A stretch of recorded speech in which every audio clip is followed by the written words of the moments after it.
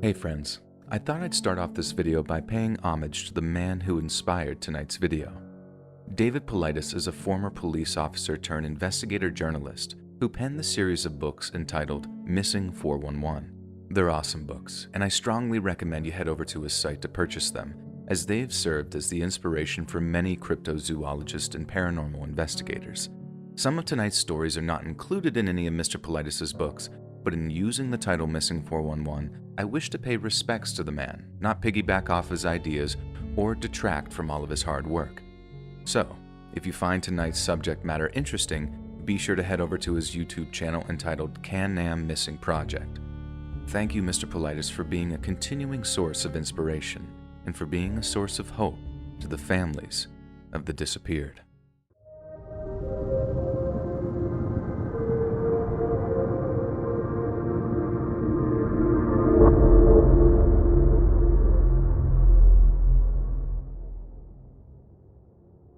On Friday, September 6th of 1997, 73-year-old John Devine decided to hike into Washington's Olympic National Park for a weekend's camping.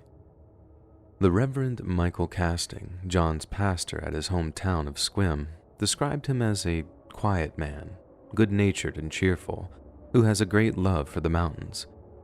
Despite his advanced age and the fact that he was legally blind in one eye, John was an experienced outdoorsman and did indeed love the mountains. He was also in impeccable physical shape for a man in his 70s and supplemented a healthy diet with daily exercises to ensure full mobility even at such an advanced age. One of John's rare hiking partners, Greg Balzer, said John often preferred to hike alone, as even younger folk struggle to match his pace. He walks very fast, he said. Sometimes even I can't keep up with him. According to John's loved ones, he had mentioned wanting to climb all 7,000 feet of Mount Baldy, using a tough, rugged mountain pathway known as the Maynard Burn Trail. Even more youthful hikers would have found this a challenge, but John had spent a great deal of time hiking around the park, and it was believed that he'd reached the summit of Mount Baldy with relatively little difficulty. John was last spotted on the afternoon of September 7th while hiking along Grey Wolf Ridge on the park's north side.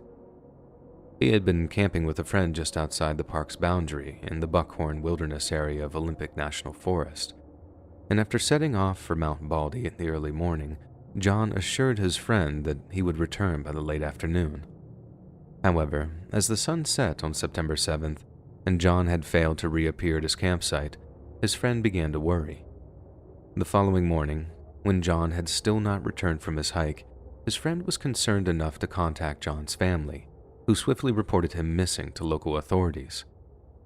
A dozen search and rescue personnel began to comb the area of Mueller Creek, a region believed to be John's last known whereabouts.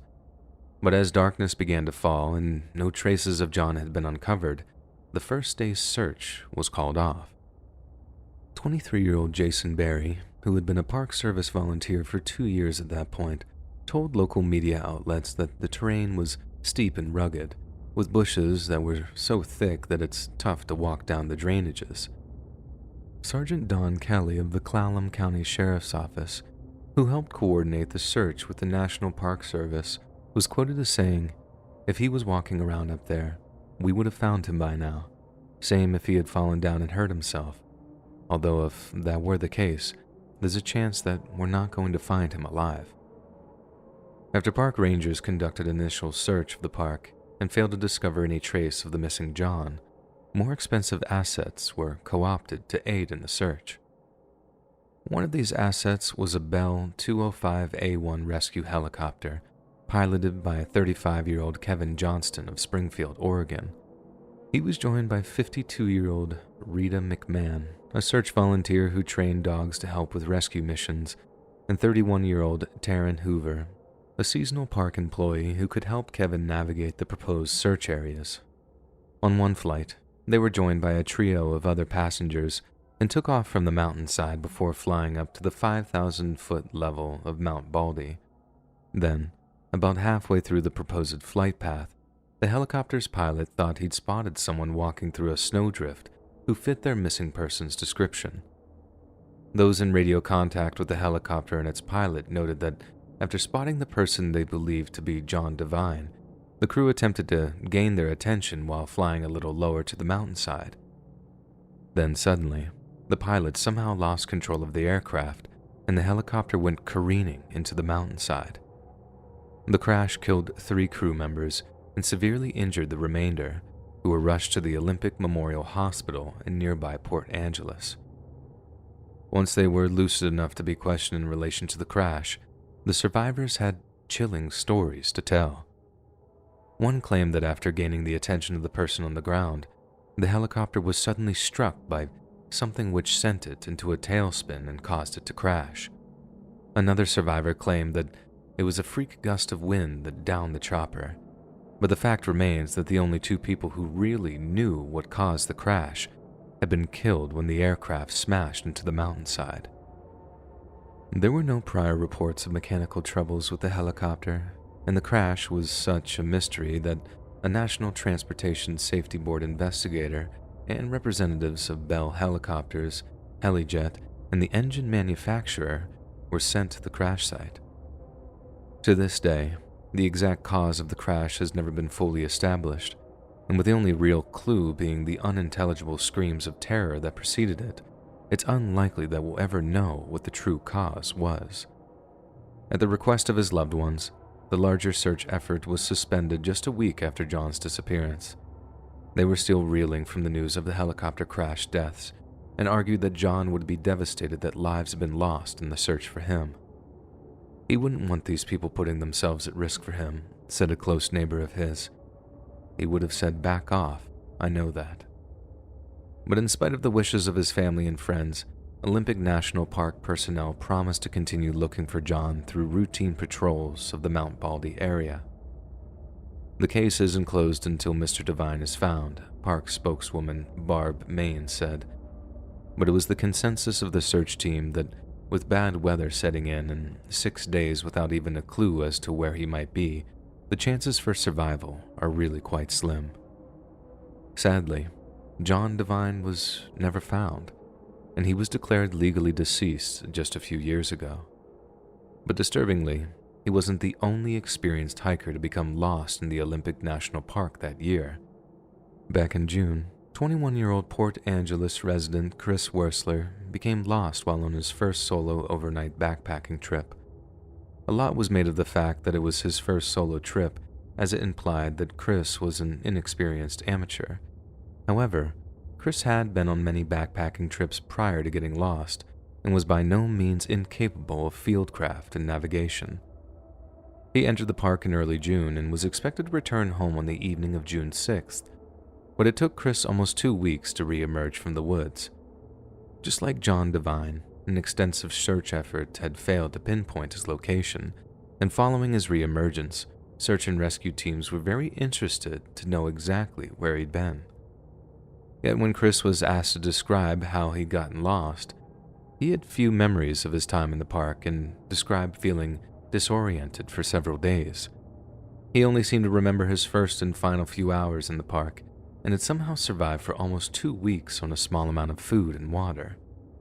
Whatever happened to Chris might well be to blame for John Devine's disappearance too, as aside from a freak accident, there aren't many other explanations for why such an experienced and hardy hiker might disappear. In the aftermath of John's disappearance, a wave of shock and grief crashed over his family, friends, and neighbors. "It's like lights have gone out in the neighborhood," said one person who knew him. But as the grief passed, questions remained. Who or what took John Devine that day? And could it be responsible for the many other disappearances that have occurred in our nation's national parks?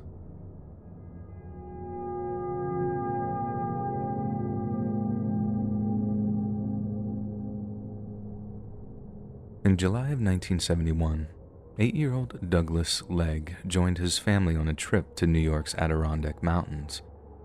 The Leggs had booked themselves a vacation at the Santanoni Estate, a large summer resort frequented by the state's more affluent occupants. The 12,500-acre estate featured around 40 large guest cabins, along with a 24-room main lodge that boasted 5-star drinking and dining facilities. The seamless blend of contemporary luxury and verdant wilderness made Santanoni incredibly popular, and securing a midsummer booking was no small feat. But the Legg's trip was made extra special by the fact that Santanoni was soon to be closed to the public following an impending sale, meaning they would be one of the last few families to enjoy the estate's rustic opulence before its closure. It should have been the vacation of a lifetime, something the Leggs would look back on with fondness for years to come. Instead, the trip was one that would haunt young Douglas's parents for the rest of their natural lives. On the afternoon of July 10th, Douglas joined one of his uncles on what was intended to be a brief, leisurely hike through the woods. It was an exceptionally warm day, even for July, and Douglas had opted to wear shorts to keep himself cooler. But as he and his uncle took their first few steps into the forest, they spotted numerous patches of poison ivy sprouting from the overgrowth. At around 3:30 p.m., Douglas's uncle told him to run back to the cabin and change into a pair of long pants, the thick fabric of which would protect his legs from stinging oils of the poison ivy. The cabin was only a short walk from where they were standing, a few hundred meters at the most, and as the uncle watched Douglas disappear back down the trail, he expected his return in mere minutes. Yet little Douglas did not reappear, and with each passing minute, his uncle became more and more concerned. Eventually, Douglas's uncle became so agitated that he too traced his steps along the trail, walking all the way back to the guest cabin that they were staying in. It was there that the uncle bumped into Douglas's older brother, who told him that the boy wasn't changing his shorts in the cabin, as he was supposed to be doing, but was instead wandering around the estate's main lodge. Irritated, but assuaged nonetheless, the uncle then wandered over to Santanoni's main lodge to look for Douglas. Unable to find him there either, the uncle asked one of Douglas's cousins if he'd spotted the young boy tottering around. His cousin had seen him, not around the main lodge, but near a steep ridge about a minute or two's walk from the main lodge. Douglas's uncle once again marched off to search for him, but after walking back and forth along the ridgeline a number of times, he was unable to find him. At that point, Douglas's uncle raised the alarm, informing the boy's parents that he couldn't be found. His parents then rushed to inform the estate's general manager, who ordered a number of his staff to aid the Legg family in their search for young Douglas. But despite scouring almost every inch of estate until nightfall, calling out the poor boy's name as they went, not a single person was able to find hide nor hair of young Douglas. Only then were the police alerted, and what followed would be one of the largest search and rescues the state of New York had ever seen. Over the course of the following week, the search team was bolstered by park rangers, tracker dogs, a mountain rescue team, helicopters equipped with infrared cameras, and 1,000 volunteer rescue personnel from around the country. It was a veritable army, but it was one that was hampered by rough terrain, bad weather, and poor organization. At one point during the search and rescue effort, a bloodhound picked up the boy's scent and then took its handlers through almost 30 miles of dense, hilly forest. The scent trail seemed to end at a small pond, one which was thoroughly searched for any sign of young Douglas. Thankfully, no human remains were discovered from the pond, but that was cold comfort for the search and rescue team, who were faced with a rather terrifying prospect. It was extremely unlikely that a child as young as Douglas had the stamina to navigate the path that his scent trail was on. Therefore, it stood to reason that he had been carried or even dragged by someone considerably stronger. If this was the case, Douglas hadn't just wandered off. He'd been kidnapped. Not only that, but since the scent trail ended at a small pond, tracking experts believed that Douglas's kidnapper had taken the time to thoroughly wash him down before moving on. Washing the boy down in the pond would have obscured his scent trail, making it impossible for the dogs to continue tracking him. If Douglas's kidnapper knew this and the act was deliberate, it meant the authorities weren't just dealing with some unhinged maniac. They were hunting a cold, calculated predator who had the skills to make his victims disappear. The search continued for 6 long weeks, with volunteers and professionals alike scouring vast portions of the Adirondack Mountains but not a trace of 8-year-old Douglas could be found. It was a search that was as exhausting as it was confounding, with many of the professional search and rescue personnel voicing their frustrations with the fruitless result. It was almost like Douglas and his kidnapper had dropped off the face of the earth once they'd reached that small woodland pond. The lack of witnesses back at the Nahanni estate was another vexing issue for law enforcement. Aside from Douglas's brother and cousin, no one remembered seeing a little boy wandering around at all, let alone did they see one being dragged off into the woods. For the Legg family, the pain and torment of that period was almost unbearable. His parents later said that sometimes they felt like they were so close to finding Douglas, only to have that feeling snatched away from them time and time again. That cycle of dashed hopes would continue for years on end, with the Legg family launching public appeals for information on multiple occasions, but it would take more than 20 years for the first serious developments to occur. In 1993, a woman approached by the New York State Police informed them that her relative had murdered little Douglas before dumping his body in a Lewis County lake. The woman was then interviewed for a considerable amount of time, and when she was shown a map of the area surrounding the Nahanni estate, she was able to point to the exact lake where Douglas was said to have been disposed of. This lake was then dragged and examined by specially trained divers, but not a trace of human remains could be found. It was later discovered that the woman was a former psychiatric patient, one that just so happened to be suffering from some variety of false memory syndrome, and despite putting a great deal of faith into her statements, the Legg family were forced to disregard them. But that same year, a man from Montana came forward with some far more reliable information. He claimed that back in 1973 he had been illegally hunting up near the Nahanni estate and had stumbled across some skeletal remains that could have easily been those of a child. He was unfamiliar with the story of Douglas's disappearance, but as much as he wanted to report what he'd seen, he couldn't risk being arrested and fired if the police discovered he'd been poaching. Years later, he was overwhelmed with guilt after hearing of Douglas's disappearance, and wanted to help so bad that he was willing to risk his livelihood to do so. The authorities quickly followed up on the man's claims, combing over the exact area that he'd been hunting, but again, not a trace of Douglas's remains were ever found. However, that didn't mean the hunter's claims were false, as over the course of 20-plus years, it's entirely possible that any remains would have been eaten, carried off by scavengers, or buried under the topsoil of an area too large to dig up.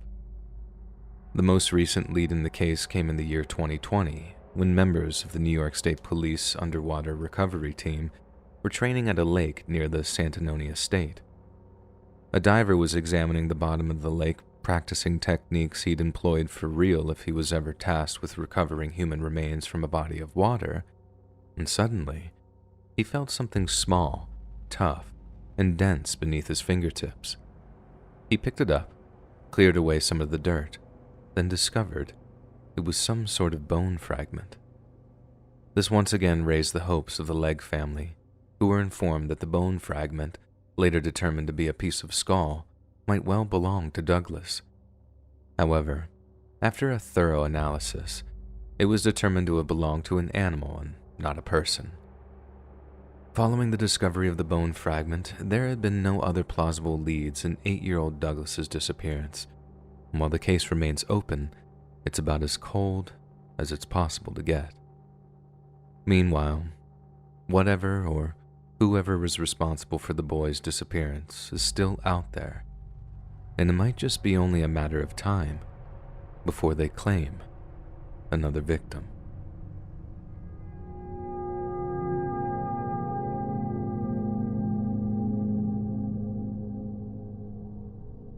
In the snowy mountainous wilderness of Canada's far northwest lies the Nahanni National Park Reserve. Established in 1972, the reserve consists of 11,600 square miles of wild rivers, canyons, and waterfalls, a place of such natural beauty that it was designated a UNESCO World Heritage Site just 6 years after it was founded. Yet the park's spectacular views and unmatched serenity mask a dark and sinister past, one filled with tribal warfare, mysterious disappearances, and gruesome murder. The Dene First Nations peoples have inhabited the lands around Nahanni National Park Reserve for thousands of years. According to their oral history, the Dene were once locked into a bitter and bloody struggle with a neighboring tribe known as the Naha. The Naha made their homes in the foothills of what are now known as the Mackenzie Mountains, while the Dene dwelled on the valley floors below. This made the Dene particularly susceptible to Naha's lightning-fast raiding techniques, while their own uphill counterattacks proved bloody and futile affairs. If the Dene wished to live in peace, they had to strike back at the Naha with such viciousness that they would be forever driven from their mountain homes. But since the Naha warriors vastly outnumbered their own, the Dene would have to execute an effective and decisive ambush, one that would deliver a knockout blow and end the many years of costly conflict. Before they struck, the Dene waited for a new moon, ensuring their attack took place on the darkest night of the month. Then, while creeping up the pitch-black hillsides, the Dene planned to silently pounce on any Naha patrols they came across, cutting their enemies' throats to ensure none of them could raise the alarm. But curiously, even as they got within arrow shot of the main Naha encampment, not a single enemy warrior could be seen. Silence greeted Dene warriors as they reached the perimeter of the enemy camp, and for a moment, it seemed as if though they'd caught their tormentors completely unaware. Yet as they stormed the Naha teepees, tomahawks primed to taste the blood of their foes, they realized the camp was completely deserted. There were food stocks still remaining in the camp, fires still smoldering away, but there were no Naha tribesmen to be seen. It was as if life at the camp had just suddenly and inexplicably stopped. The incident so terrified the warband that the story has since passed into Dene legend, and it's said that following that night, their warriors dared not venture into the hills anymore lest they be taken by whatever made the Naha disappear.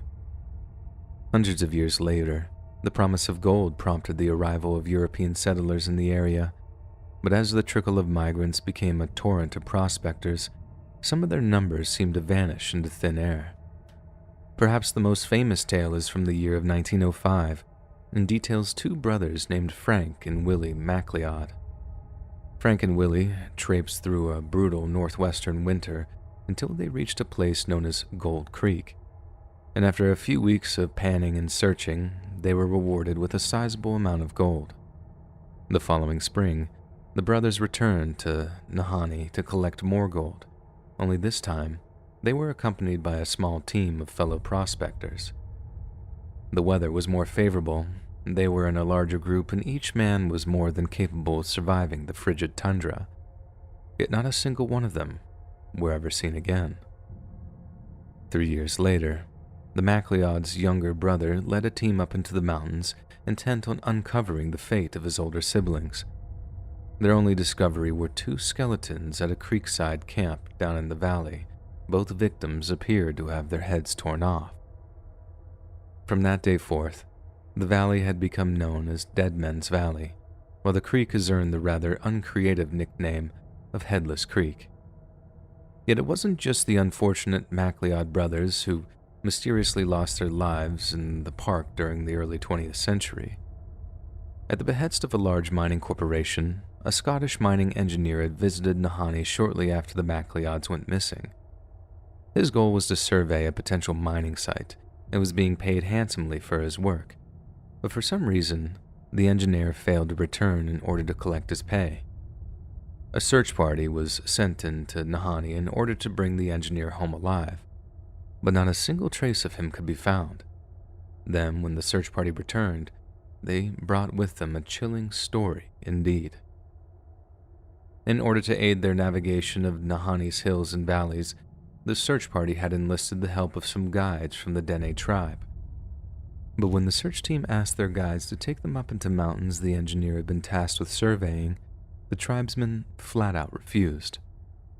Later reports suggested that the tribesmen were terrified at the prospect of going up into the mountains, especially after sundown, and threatened to abandon their guests should they attempt to climb them.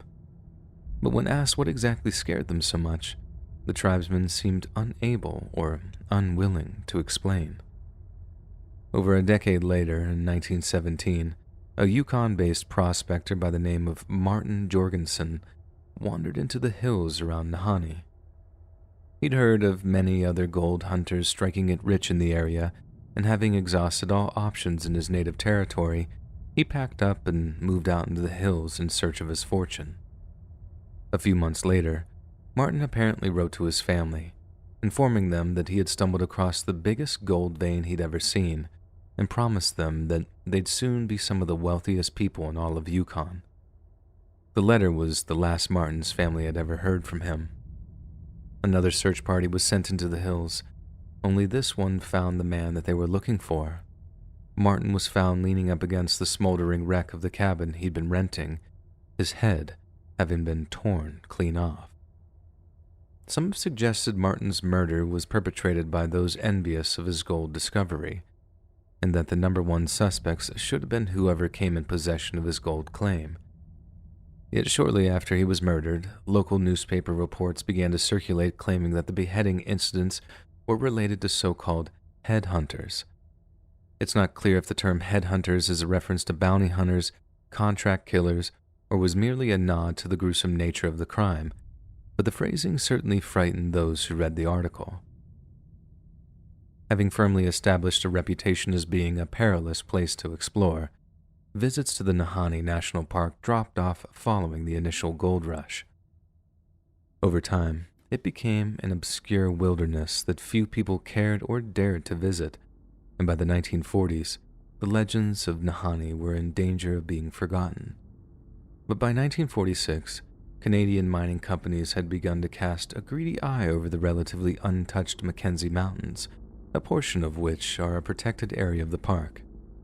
One company tasked a Calgary-based mining expert named Frank M. W. Henderson with surveying several potential mining sites. So, accompanied by his longtime partner Jack Patterson, Frank plotted a course between the sites, then hiked up into the hills to begin his work.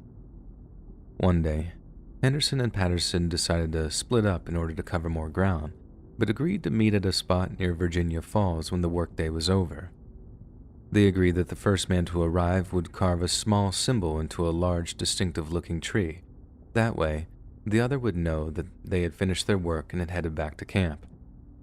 When the workday was over, Frank Henderson was the first to arrive at the tree, so he carved the agreed-upon symbol, then wandered back to camp to await the arrival of his partner. Yet as the hours went by and Jack failed to return to camp, Frank became increasingly worried for his friend and colleague. As night fell, and Jack had still not returned to camp, Frank knew that something must have happened to his partner to cause him to be so late. Then at sunrise, when Jack's tent was still empty, Frank hiked off into the woods in search of his missing friend. The search barely lasted an hour. As Frank walked, he began to feel an increasing sense of disorientation, as once familiar patches of forest started to feel almost alien to him. Before long, he was so overcome with fright that he rushed back to his campsite, packed his things, then fled the area with Jack still missing. Several weeks later, he returned to the Nahanni National Park to search for his missing colleague, but like so many others who'd gone before him, there was no trace of Jack Patterson to be found. But even on that second visit, with a veritable platoon of men in tow, Frank still felt that same inexplicable terror creeping upon him. That night, Frank and the search team were awoken by a group of First Nations men who rode into camp and warned of something terrifying. The men claimed that they had spotted pale, ghostly shapes moving along the valley below, and that the search party should join them in fleeing the area. Naturally, Frank and the team obliged the young men, packed up their things, then hiked out of Nahanni, never to return. To use Frank's own words, there is absolutely no denying the sinister atmosphere of that whole valley. The weird, continual wailing of the wind is something I won't soon forget. Over the years that have followed, there have been countless other reports of similar deaths and disappearances occurring in the Nahanni National Park. It should also be noted that plane crashes are so common among a section of the Mackenzie Mountains that the area has earned the nickname Funeral Range. So, why are such mysterious and terrifying events so common in Nahanni National Park? Aside from the fact that the place consists of such unforgiving terrain, Nahanni is home to some of the most deadly and active predators in the world. Nahanni is a wilderness in the very sense of the word, and food is scarce for all those that wander its hills. A hungry bear or wildcat would have no issue with stalking and killing a human, and that might well account for some of the disappearances.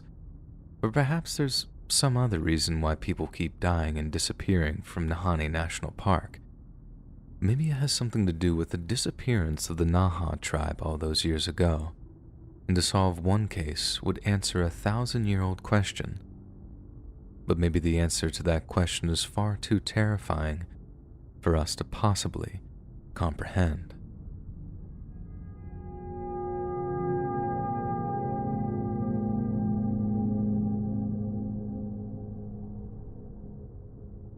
During the summer of 2015, 22-year-old Morgan Heimer was working as a commercial guide for Tour West, a Wyoming-based rafting company that organized trips all over the country. The Cody native was on summer break from studying English at the University of Wyoming and was putting his skills and passion as an outdoorsman to use in order to save for some beer money. Morgan was a popular and competent employee, and his talent for being a river guide was evident from the get-go. Within just a few weeks, he had become a trusted part of Tour West's team and was chosen to accompany a group of clients to the Grand Canyon National Park in northern Arizona. It was Morgan's dream come true. He was actually being paid to indulge in his passions, so naturally he was very excited over the upcoming rafting trip. Little did he know, it was a trip that he would never return from. June 2nd of 2015 marked the 6th of 8 days rafting down the Colorado River, and it had been smooth sailing thus far. Yet around 4 p.m. that day, as the team rested on a cliffside near a geothermal hot spring named Pumpkin Springs, Morgan approached the lead guide and asked to talk to him in private. Then, as they strolled out of earshot, Morgan asked permission to take some time off that afternoon. Since they were still in the middle of a rafting trip, there wasn't exactly much for Morgan to see or do in that area, and even though he seemed sound in mind and body, the lead guide asked Morgan if everything was okay. Morgan replied that he was fine, but before the lead guide could get to the bottom of the issue, they were called away at the request of one of their clients. After telling Morgan that they'd continue the talk after seeing to their clients, the lead guide started making his way back towards the group. He was expecting the young college student to follow him, but when he turned around, Morgan was gone.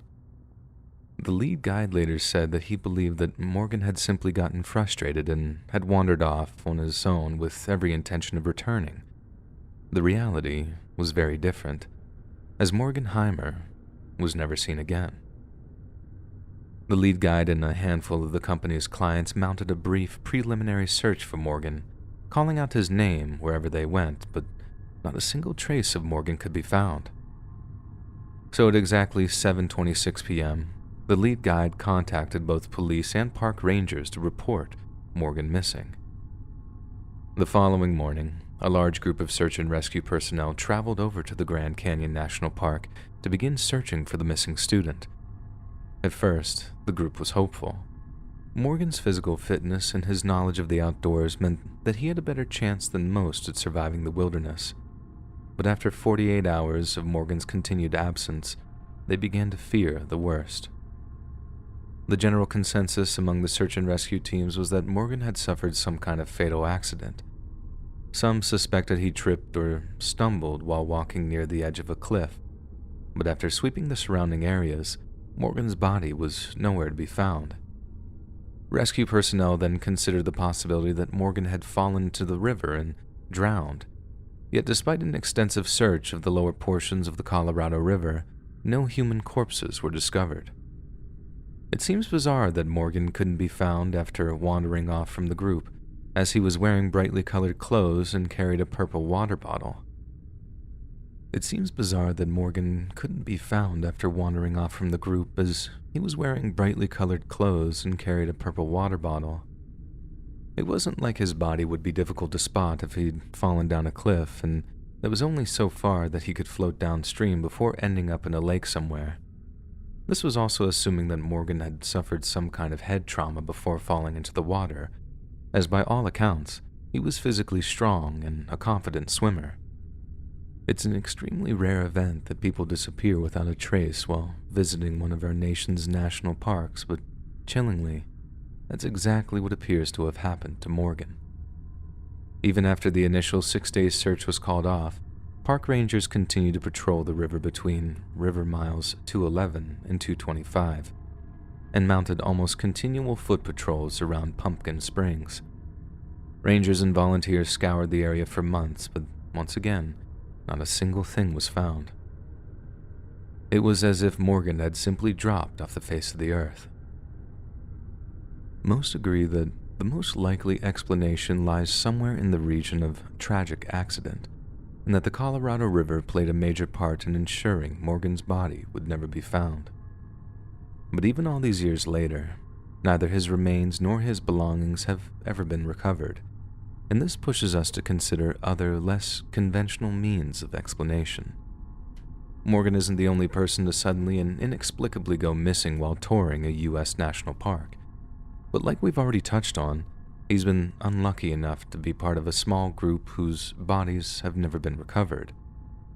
Although many like to suggest that the park's wildlife would quickly and savagely dispose of any human remains, scavengers are unlikely to consume a maroon baseball cap or a purple water bottle, both of which were in Morgan's possession at the time of his disappearance.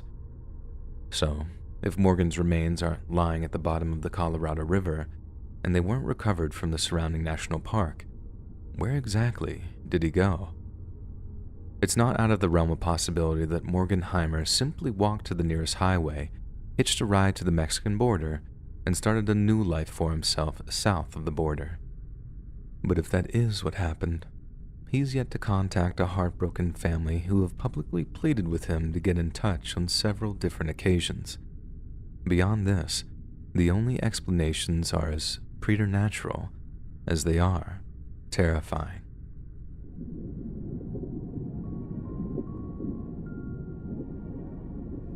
Click the join button to become a member today for exclusive content. During the summer of 1975, a 21-year-old from New Hampshire by the name of Deborah Carrick decided to embark on the trip of a lifetime. A friend in California had invited Deborah to their wedding, but instead of simply traveling to and fro via bus or train, Deborah decided to turn the journey into the mother of all road trips. Before arriving in California a few days before her friend's wedding, Deborah planned to stop at every single national park between her and her destination on a mammoth tour of some of the world's largest nature preserves. So on August 2nd, Deborah bid farewell to her parents and boyfriend, then boarded a bus which drove off into the sunset. On August 4th of 1975, Deborah had made it all the way to Rapid City, South Dakota, and after disembarking the bus, she hitched up to Mount Rushmore in the Wind Cave National Park. A few days later, Deborah was wandering through Yellowstone when she came across a group of similarly aged hikers. Having a great deal in common, she and the hikers became fast friends, and after joining them on the remainder of their hike, Deborah told them the story of her cross-country adventure. The group were enthralled as they were impressed, and one of the girls among them offered Deborah a place to stay if she was ever in the neighborhood of Idaho Falls. We know that Deborah took the girl up on her offer, but later parted with them before continuing her hitchhike south. Following her encounter with the Yellowstone hikers, Deborah would go on to meet a man named Vern sometime between August 9th and 16th. Vern became her new traveling partner for a while, and it's been speculated that the pair were romantically involved, but what we know for certain is that they visited a variety of different parks together. After hiking through Grand Teton National Park, the pair traveled over to Glacier, then looped back through Yellowstone before hitchhiking down to Denver, Colorado on August 16th. That same day, Deborah made a note in her journal which simply read, Denver, Colorado, left V. Assuming that V stands for Vern, the curtness of the entry suggests that it could have been written in anger, and that perhaps Deborah couldn't bring herself to write Vern's name. Some might purport that it was Deborah's journaling style, or that the lack of detail reflects a non-event. But if parting with Vern was so insignificant, why even mention it at all? Sometime after she wrote the journal entry, Deborah called her 14-year-old sister back in New Hampshire using a payphone next to a Greyhound bus station. After some brief small talk, Deborah told her sister that she had been traveling around with someone she referred to as Cowboy, but had just parted company with him. This is most likely a reference to Vern and constitutes another instance where Deborah was unable to say his name. Deborah then told her sister that she would be traveling down to the Grand Canyon in a rented van with 3 French girls that she'd met in Denver, and that she'd call again in a few days in order to talk with her mother and father. However, there is no record of Deborah renting any kind of vehicle in the state of Colorado, and there is no evidence that she ever met 3 French girls while staying in Denver. If she did, she certainly didn't check into Flagstaff's Flamingo Hotel with them on August 17th, as the hotel's staff later stated that Deborah was definitely traveling alone. The hotel's owners recalled that Deborah had paid with 2 travelers' checks for a $12 room, and how she'd mentioned a possible trip to the Grand Canyon the following day. The next morning, hotel staff witnessed Deborah leaving the hotel looking happy and healthy, dead set on visiting the Grand Canyon. We can't be sure if Deborah ever did visit the Grand Canyon that day, but we can be certain of the fact that she never returned to her hotel. In fact, following that morning's sighting by the staff of the Flamingo Hotel, Deborah Carrick was never seen again. After failing to contact them for several days, Deborah's family reported her missing to state police in both Arizona and California. This prompted several police agencies to begin an intensive search of the region's highways and byways, but what they found was deeply disturbing. On August 26th, a handful of Deborah's belongings were found discarded on a stretch of California highway about 30 miles west of her final destination, Sebastopol. The significance of the location was chilling, as the bodies of 4 murdered were found in the area right around the time of Deborah's disappearance. This has led many to believe that Deborah became the victim of an active serial killer, yet if there was a serial murderer on the loose, he certainly hasn't been identified. All 4 cases connected to the women's corpses remain unsolved, and they're unlikely to be closed anytime soon. Following the discovery of her belongings, 4 of Deborah's traveler's checks would be cashed at a California bank on September 2nd. Witnesses later stated that the person who cashed them was male, while the bank tellers were completely unaware that the signature used was fraudulent. The next day, more checks were cashed at a bank in Albuquerque, New Mexico, suggesting whoever had taken them from her was fleeing the region in which she'd gone missing. The development bore grim tidings for the Carrick family, and they continued to wait in terror for the news that no parent wants to hear. Then one day, it came. On September 9th, 2 police officers arrived at the Carrick family home to pass on some heartbreaking news. Their daughter was dead. Her lifeless body had been discovered in a side canyon of the Little Colorado River, just off of Highway 64. It appeared that she had been dead for around 3 weeks, and that the cause of death was severe blunt force trauma to her skull. In short, Deborah had been murdered. What the police left out of their solemn report was that the wounds to Deborah's head and neck were so bad that she could only be identified through her dental records.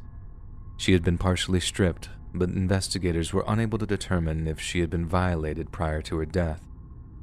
It was a devastating discovery, and given how she had been traveling cross-country while mostly alone, the police were faced with a huge task in finding the person who'd taken Deborah's life. But there was one name that kept finding its way onto their meager list of suspects, that of William F. Samusdell. Samustill was a tow truck driver living in Mohave County at the time of Deborah's death. He had also been convicted of 4 other homicides involving young women, but was somehow out of prison and living in the area at the time of Deborah's murder. Court documents state that during one of Samustill's murders, he had ordered a victim to strip before the assault commenced, but was also careful to redress her once it was over. This led many of the investigation team to believe that Deborah had been a victim of Samustill, and that her unusual state of dress was in line with his modus operandi. However, due to Deborah's corpse being in an advanced stage of decomposition, it was impossible to determine if any such violation had taken place. Samustill was later convicted of the murder of 2 hitchhikers from Las Vegas, as in 1978, he had bludgeoned 2 siblings named Jacqueline and Malcolm Bradshaw after picking them up at a gas station in Barstow. He was also guilty of murdering the 22-year-old daughter of an Arizona-based FBI agent who was on her way to pick up her husband from Tucson Airport. Her body was later discovered near Fort Huachuca, and it was determined that she too had been violated prior to her death. His 2 other murders occurred in similar ways, and each time, Samustill used a blunt object to dispatch his victim after ordering them to redress. This obviously made him the case's prime suspect for a long time, and given that he's still alive in a Wisconsin prison, there's still hope that he might still go to trial. And even as imminent as it seems, the reality is that seeing William Samustill convicted of Deborah's murder in the foreseeable future is highly unlikely. Deborah's murder is now 47 years old, and the number of reliable witnesses has diminished dramatically. Her parents have now passed, and only her little sister is left to search for answers. But sadly, unless any new witnesses come forward, or law enforcement recover a previously unknown DNA sample, Deborah's is a case that is increasingly unlikely to be closed.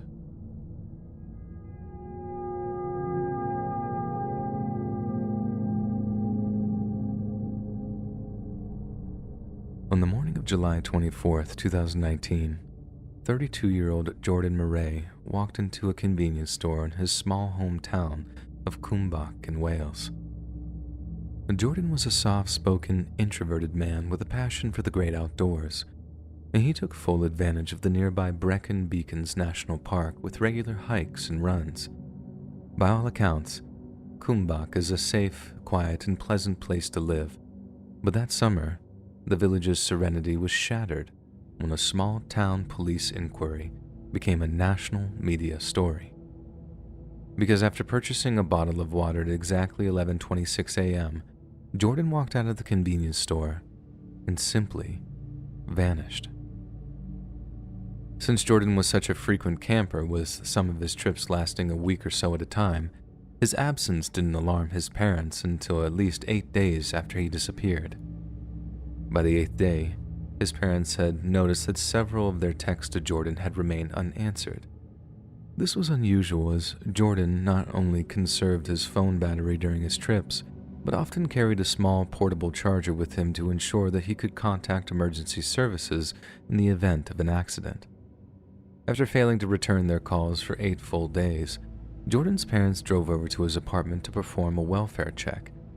They gained access to his building, found his room, then noticed something extremely concerning. The front door of their son's apartment was wide open. When they walked inside, John's parents discovered that his PlayStation was still switched on and that his mobile phone was plugged into its charger.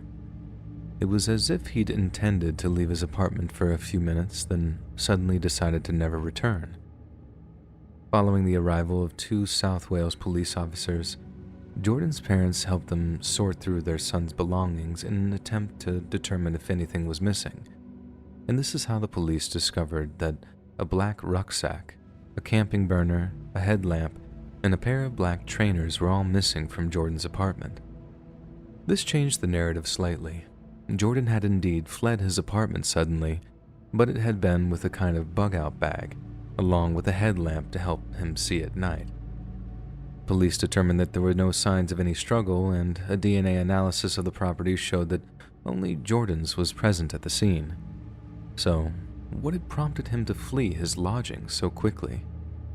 Law enforcement began to canvass Jordan's neighborhood, but none of them seemed to know anything regarding his sudden disappearance, and with a lack of any other information, the police began to theorize that Jordan had suffered an accident after heading out on an impromptu camping trip.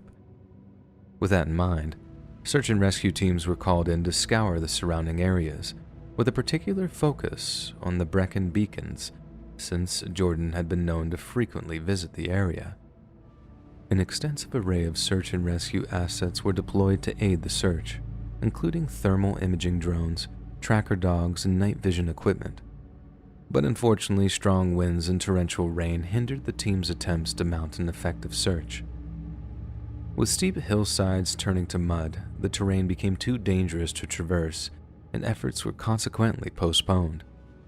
However, the lead search officer was steadfast in his belief that Jordan was not living rough in the area because he probably would have taken his phone, wallet, and a wider range of camping equipment. The search recommenced as soon as possible, but even after extensive patrols of the surrounding countryside, no trace of Jordan could be found. A whole year went by and Jordan remained a missing person. Yet in January of 2021, the investigation was reinvigorated after a possible sighting was reported 120 miles away from Coombach, in a West Midlands town named Stratford-upon-Avon. A person claimed that back in September of 2020, he had spoken to a man in Stratford who had been living rough. In their conversation, this man stated that he was living off the grid, that he was homeless, and interestingly, that he used to live in Wales. It was only months later, after seeing an online post that detailed Jordan's disappearance, that he realized that he'd been speaking to the missing person. Jordan's family has since made regular trips to the area in order to search for him, but so far, they'd had no luck. There are two prominent theories regarding what may have happened to Jordan on that day. Perhaps the most reasonable of the two is that Jordan simply chose to go on a hike and suffered some sort of accident. This theory is even more likely when you consider that Jordan had made no contact since he disappeared and has not used his bank account. However, the scene at Jordan's flat is odd to say the least. If Jordan had decided to head out for a camping trip, why would he leave his phone behind, the PlayStation running, and his front door wide open? This raises the question of, could Jordan have sought to disappear and start a new life elsewhere? The reported sighting in Stratford would support this, but if this were the case, why did he decide to leave his wallet and cash behind? Money that would be useful in kickstarting a new life. It also seems very unlikely that Jordan would neglect to contact his family in any way. This forces us to consider the idea that Jordan was either murdered or that he had taken his own life, but there is very little evidence to support either of these ideas. The police found no sign of intrusion at the flat, nor any forensic evidence to suggest that there had been any kind of assault. There was also nothing to suggest that Jordan was depressed prior to his disappearance, and that he had any idea of taking his own life either. In conclusion, it seems more than likely that Jordan met his fate on the nearby Brecon Beacons. But if that is the case, why have search and rescue teams been unable to recover his body? The Brecon Beacons are vast, but they still constitute a limited area and are nowhere near as large as national parks over in the US. They also lack the forest cover that might hide Jordan's tracks or potential campsites, meaning that locating him by air should have been a relatively easy feat. So, if Jordan really did just disappear, what was the cause? Perhaps like so many other cases of people going missing in national parks, science just isn't quite ready to explain what has happened or where he's gone, and the truth of Jordan's disappearance may have terrifying implications for our collective reality. Hey friends, thanks for listening. Click that notification bell to be alerted of all future narrations. I release new videos every Monday and Wednesday and Friday at 7 p.m. EST, and if you got a story, be sure to submit them to my subreddit, r/letsreadofficial, and maybe even hear your story featured on the next video. And if you want to support me even more, grab early access to all future narrations and bonus content over on Patreon or click that big join button to hear about the extra perks offered for the channel. And check out the Let's Read podcast, where you can hear all of these stories in big compilations and save huge on data, located anywhere you listen to podcasts. All links in the description below. Thanks so much, friends. And remember, peace out, Brussels sprout.